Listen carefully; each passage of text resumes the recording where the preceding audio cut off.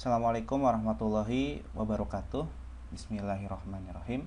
Selamat datang kembali mahasiswa, mahasiswi program studi informatika Fakultas Teknologi Informasi Universitas Serang Raya. Selamat datang di mata kuliah PBO, rekan-rekan semester 2 ya. Hari ini kita akan melanjutkan materi dari yang sebelumnya. Dan di minggu yang lalu sebenarnya saya sudah menjanjikan untuk masuk ke materi tentang aritmatik. Di situ kita juga mengimplementasikan metode dan objek dalam menerapkannya. Dan di sini juga mungkin dari beberapa teman-teman mahasiswa ada yang menanyakan tentang tugas utamanya seperti apa. Nah, di sini saya untuk memulai materi yang kedua ini atau pertemuan yang kedua ini, saya akan menampilkan contoh tugas utama tentang pemrograman berorientasi objek, tema transaksi, dan di sini saya memilih tema hotel.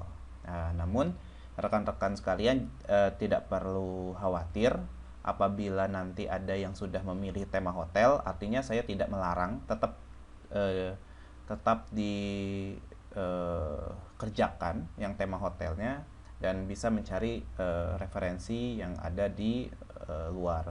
Artinya di sini saya ingin memberikan gambaran kepada rekan-rekan bahwasanya tugas utama yang saya harapkan itu berbasis teks.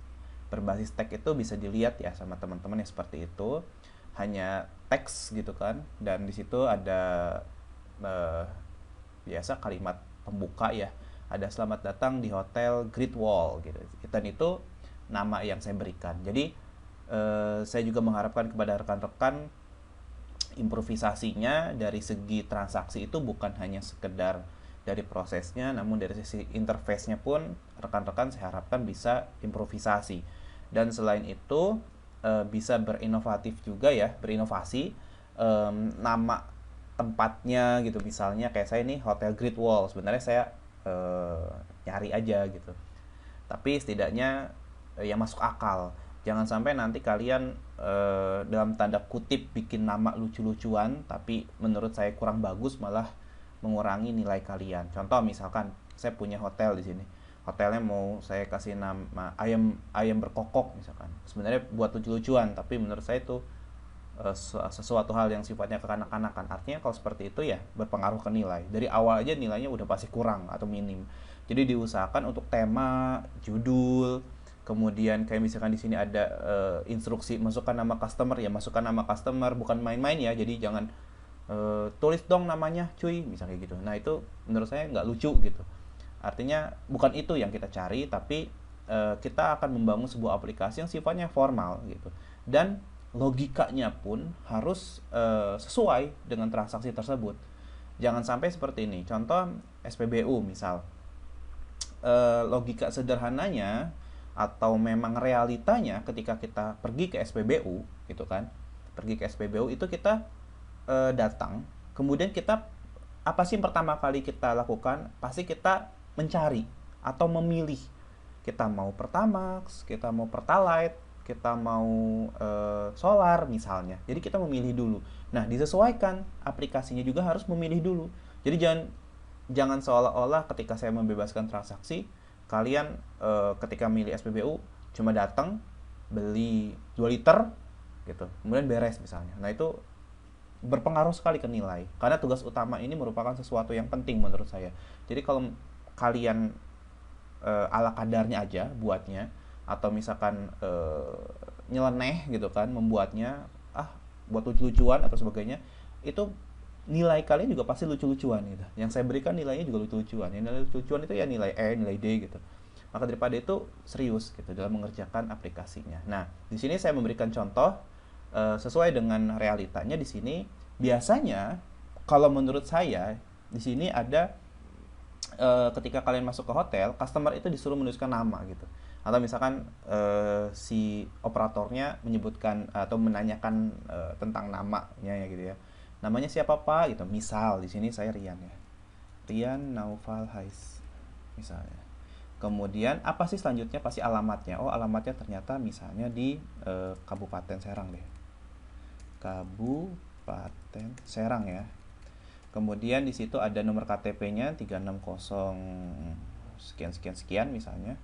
Dan kemudian yang ditanyakan pasti mau nginep berapa malam gitu kan. Sesuai dengan realitanya gitu, sesuai dengan alur transaksinya gitu. Jadi jangan ya tadi lah sepengen dewek gitu ya, semaunya sendiri gitu, pengen yang lucu-lucuan atau saya maunya kayak gini tapi nggak masuk akal. Nah, hati-hati karena kalau misalkan nggak masuk akal, alurnya tidak sesuai, itu pasti sangat berpengaruh kepada nilai kalian teman-teman. Dan nilai yang saya berikan itu bukan berkelompok, nilainya tetap individu, karena saya pasti akan menanyakan tiap mahasiswanya. Misalkan mahasiswa A, saya akan tanya, kamu kontribusinya apa? Kemudian A bisa nggak jawab pertanyaan saya, entah itu dari skripnya, entah itu dari logika, itu bisa fungsi seperti itu dari mana skripnya. Kemudian yang B juga saya tanyakan, dan itu nilainya saya yakinkan tidak akan sama, kecuali kalau dua-duanya emang bisa, ya pasti sama. Artinya pasti sama itu dua-duanya bisa dalam tahap levelnya sama gitu. Dia bisanya sekian persen, dia juga sama sekian persen, nah itu baru nilainya sama. Tapi kalau misalkan yang di A dijawabnya susah jawabnya, yang B ketika ditanya jawabnya bisa, ya pasti nilainya beda. Nah, di sini kemudian inputan berikutnya menginap berapa malam. Di sini saya mau rencana 2 malam saja gitu kan. Nah, kemudian ketika sudah mendapatkan informasi terkait berapa malam kita menginap gitu kan, biasanya di sini ada pilihan kelasnya.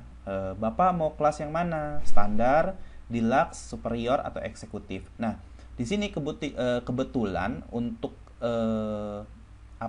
kelasnya ini saya tidak memberikan contoh yang misalkan satu saya mau yang deluxe, dua yang eksekutif, tidak. Tapi saya di sini membuatnya menginap 2 malam ini, maksudnya saya langsung mengacu kepada kelas yang sama. Dan di sini saya tidak berbicara masalah kamarnya ya. Misalkan saya mau 2 kamar, 3 kamar, ini tidak. Saya hanya menginap berapa malam. Dan misalnya teman-teman mampunya hanya sebatas itu diperbolehkan. Beda dengan tadi saya bilang bahasanya buat candaan, sama yang mampunya sampai di situ itu beda. Kalau misalkan candaan tadi ya sifatnya saya tahu lah seperti apa. Kalau misalkan mampunya seperti itu, misalkan kayak gini, saya di sini membuat aplikasinya tidak sedetail mungkin. Artinya saya tidak sampai membuat apabila customernya lebih dari 10 orang gitu. Misalkan saya mau pesennya 3 kamar, di sini tidak Pak, misalkan. Saya di sini hanya sebatas sampai pilihan kelas. Itu nggak apa-apa. Itu tidak masalah. Yang jelas nanti ketika saya tanyakan tentang skripnya, kalian mampu untuk menjelaskannya. Itu yang paling penting. Nah, kemudian di sini ketika kita sudah disuruh memilih kelas hotelnya ya, atau kelas kamar ya, bukan hotel, kelas kamarnya saya mau yang eksekutif deh misalnya ya teman-teman. Nah, di situ nanti muncul fasilitas hotelnya. Kalau yang eksekutif tuh ya double bed, AC, kamar mandi di dalam, ada showernya, ada home theaternya gitu misalnya, ada gratis makan pagi dan malam gitu, kemudian ada air panasnya, ada dapat extra bed gitu. Nah, check out ada informasinya, dan harganya ternyata 800.000. Apakah Anda mengambil kelas ini? Kalau misalkan tidak, saya akan pilih satu. Nah, ini proses ya. Maaf, harusnya tidak dulu tadi ya. Tapi nggak apa, kita coba untuk proses dulu. Satu itu proses, dua tidak ya. Satu proses, kemudian di situ data customernya ada, nama yang sudah saya inputkan, alamatnya, nomor KTP, kelas, dan totalnya. Ketika tadi saya menginputkan 2 malam, ketika per malamnya 800.000, otomatis muncul 1.600.000. Nah, misal ini sering terjadi ya. Anggap saya mau rencana bayar 2 juta misal. Nah, tapi kebetulan karena human error gitu kan, salah nginput. Saya nginputnya cuma 200.000 rupiah gitu kan. Ketika di enter, nah di situ ada informasi. Mohon maaf, uang pembayaran Anda kurang. Kurang berapa? Kurangnya 1.400.000. Kenapa? Karena bayar tadi cuma 200. Silakan melakukan perulangan transaksi ya. Jadi disuruh ngulang transaksi karena tadi inputannya salah. Jadi misalkan mau ngulang, kita ketik Y, kita akan kembali lagi ke pemilihan kelasnya karena tadi salah input. Nah, kemudian kalau di sini tadi ya, kalau misalkan tadi eksekutif berapa harganya? 800.000. Saya mau coba deh yang deluxe atau superior ya, atau deluxe aja di nomor 2. Nah, ternyata deluxe itu double bed, AC, kamar mandi dalam, sama TV. Nah, mungkin bisa dibandingkan tadi ya sama kelas yang eksekutif. beda gitu kan. Di situ tadi mungkin ada hot water, di sini ada no gitu kan, no extra bed. Tadi mah TV. Kalau yang eksekutif tadi home theater gitu kan pasti beda lah. Dan harganya pun beda, 250.000 per malam. Misalkan ngambil atau tidak, misalkan tidak kita dua ya. Ini tadi yang salah. Kalau misalnya kita tidak memilih kelas yang ini, kita pilih dua. Dan Anda memilih tidak memproses. Apakah Anda ingin mengulang lagi gitu kan? Yaudah deh, ngulang lagi aja, Y. Dan saya mau yang superior aja deh misalnya. Karena menengah ya. Superior itu no hot water juga, free breakfast, dapat extra bed gitu kan, double bed, AC, kamar mandi, TV dalam ada juga, dan harganya 450.000, sedikit lebih mahal dibanding kelas deluxe. Saya mau ngambil deh dari tadi kan nggak langsung diproses aja. Nah di sini 900.000. Kenapa 900.000 Pak? Karena tadi ketika saya mau menginap di sini saya 2 malam. Kemudian di sini 900.000, misalnya saya bayar 1 juta. Tuh agak enter. Nah, di situ ada kembalinya 100.000. Ada ucapan terima kasih ya di bawahnya, dan apakah Anda ingin mengulang? Kalau misalkan saya klik N, maka akan berhenti. Seperti itu. Jadi kurang lebih gitu, tugas utama kalian seperti ini, walaupun mungkin kalian berpendapat nggak terlalu wah gitu, tapi setidaknya aplikasi ini berjalan sesuai prosedurnya. Apabila kalian punya improvisasi yang lebih, artinya improvisasi itu nanti bisa jadi nanti aplikasinya, misalkan di hotel kalian itu ada menu member. Wah, kalau misalkan member dia dapat diskon sekian persen. Kalau misalnya tidak member ya biasa aja. Kemudian pembayarannya bisa melalui kartu kredit, pembayarannya bisa melalui debit gitu kan. Kemudian atau transfer atau sebagainya. Kalian improvisasi sebaik mungkin karena itu mempengaruhi nilai. Dan yang paling saya tekankan di sini, kalian paham alurnya. Saya lebih senang menilai mahasiswa yang dalam tanda kutip sederhana. Sederhana itu bukan singkat ya, atau bukan cuma beli, bayar, kembali, cuma itu doang, bukan. Tapi sederhana itu dalam artian ya seperti inilah, minimal gitu kan. Tapi kalian paham alurnya dan kalian paham skripnya gitu. Kalian paham, oh letak ketika saya mau mengkalikan harga per malamnya itu di sini loh Pak rumusnya. Kemudian tipe datanya ini loh Pak gitu. Jadi paham gitu dari skripnya, daripada wah gitu kan aplikasinya atau programnya, tapi ketika ditanya bingung sendiri. Nah itu perlu diperhatikan. Dan satu lagi teman-teman, karena di PBO2 ini sebelumnya kalian sudah mendapatkan mata kuliah Alpro ya, algoritma dan pemrograman, jadi saya beranggapan atau berasumsi teman-teman sudah paham tuh pengkondisian kayak if then else, perulangan misalkan pakai for gitu, pakai while do gitu, atau do while gitu. Kemudian menggunakan menu pilihan pakai switch case dan sebagainya, itu saya rasa kalian sudah paham. Karena kalau misalkan diulang lagi artinya materi kita terlalu banyak ya gitu. Jadi saya harapkan teman-teman bisa, kalaupun ada yang ya artinya lupa, itu kalian bisa kembali mereview atau mengulang lagi mata kuliah algoritma pemrogramannya, atau bisa langsung literasi ya, baca-baca lagi di Google. Oh kalau misalkan di Java, NetBeans, kalau pengulangannya if kemudian kondisinya pakai kurung biasa, kemudian kurung kurawal buka, kurung kurawal tutup loh gitu misalnya. Kemudian kalau while-nya seperti apa, for-nya seperti apa, kemudian switch case-nya seperti apa, itu bisa dicari kembali ya di literasi di Google gitu kan. Banyak lah referensi yang bisa kalian baca. Nah kemudian setelah ini selesai ya, ini tentang tugas utamanya seperti ini kurang lebih. Jadi teman-teman, tadi kembali lagi saya harapkan kalian bisa mengerjakan secara baik, karena ini benar-benar menjadi poin penting penilaian saya khususnya. Jadi kalau misalkan merasa nilai absensi bagus, UTS bagus, UAS bagus, kuis bagus, tapi ininya jelek, saya yakin kalian nggak dapet A gitu. Tapi kalau ininya bagus, istilahnya bisa apa ya, istilahnya bisa memaksimalkan waktu gitu, dan kalian benar-benar menguasai programnya. Menurut saya programnya kompleks gitu kan. Wah, kalian niat gitu ngerjainnya.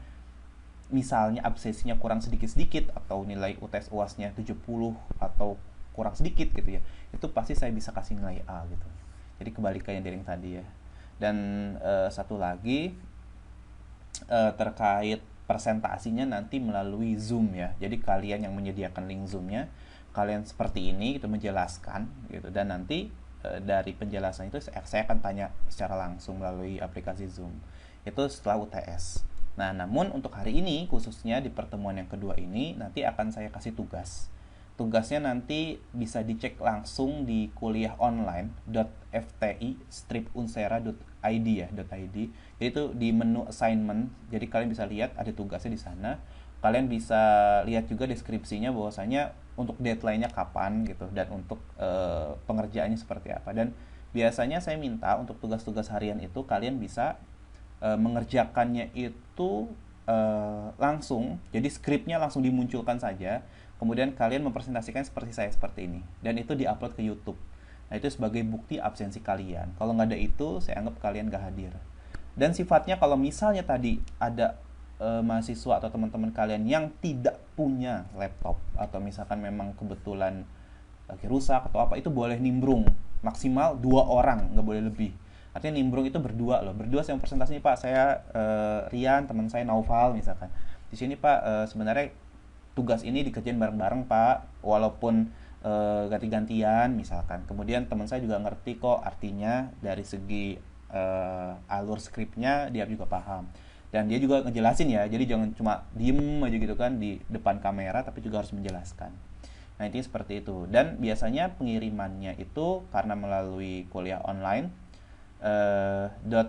.fti-unsera.id, biasanya itu bentuknya TXT aja. Bukan TXT, tapi langsung ditulis di sana URL YouTube-nya yang kalian upload itu. Dan itu ntar saya simak gitu. Dan kalau misalkan nanti masih tetap berlaku ya untuk tugas harian, kalau misalkan teman-teman bisa mengerjakannya cepat dan tepat, itu 7 orang pertama gitu yang cepat dan tepat itu akan saya beri label hijau, dimana nanti 7 orang tersebut yang 7 orang ini buat A1 dan A2 ya, karena khususnya buat yang B1 karena jumlahnya nggak terlalu banyak. Kalau buat yang B1 kemungkinan saya ambil cuma 3 orang. Jadi kalau A1 karena A2 banyak gitu, saya ambil 7 orang dengan label hijau terbanyak. Dan kelas yang B1 itu 3 orang dengan label hijau terbanyak akan saya beri reward auto 100 UTS dan UAS-nya gitu. Jadi diusahakan semaksimal mungkin dalam mengerjakan tugasnya. Jadi fungsi tugas hari ini ada 2, bisa pengumpulan nilai karena nanti dampaknya ke reward, dan satu lagi untuk bukti absensi ya gitu. Oke, kita masuk ke materi yang selanjutnya. Tadi karena sudah intronya mungkin cukup lama ya, beberapa menit. Kita masuk ke latihan yang kedua, sama seperti minggu yang lalu, kita ke PBO 1. Ini sesuaikan aja nama kelasnya. Kalau PBO 2, kelasnya PBO B1, B1. Kemudian kita klik kanan source package, new, nanti Java class kita akan buat namanya latihan 2. Di sini kebetulan saya sudah buat ya latihan 2-nya.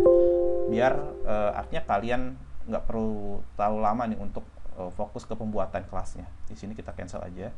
Nah, di sini latihan 2, teman-teman. Ini saya close dulu. Di sini latihan 2 yang saya buat di sini adalah pembuatan method void jumlah dan kurang, sehingga nanti ketika kita mau menampilkan hasil dari metode yang sudah kita buat, nanti di sini akan dimunculkan melalui objek jumlah dan objek kurang seperti itu. Nah, kita mungkin bisa pelajari berdasarkan per barisnya. Di sini ada import Java Util Scanner. Sebenarnya ini merupakan sebuah library ya gitu, atau fungsi yang diperuntukkan gitu untuk menginputkan sebuah value atau nilai. Di situ misalnya kita lihat import Java Util Scanner, nanti di sini kita mendeklarasikan lagi bahwasanya fungsi scanner itu dengan variabel input gitu, akan digunakan untuk menginputkan sebuah data. Di sini kebetulan saya buat masukkan nilainya adalah variabelnya A dan B. Dan di sini saya sudah deklarasikan ya teman-teman, di sini A, B dan X. Artinya tipe datanya integer.